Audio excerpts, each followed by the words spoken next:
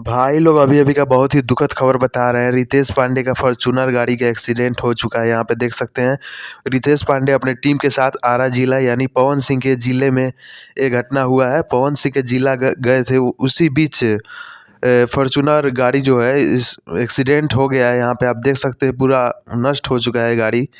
बहुत ही महंगा गाड़ी था ये फॉर्च्यूनर, जिसका एक्सीडेंट हो चुका है यहाँ पे आरा जिला में। आरा जिला का ये घटना है, पवन सिंह के ज़िले में ये घटना हो चुका है। रितेश पांडे अपने टीम के साथ आरा जिला जा रहे थे, तभी ये घटना हुआ।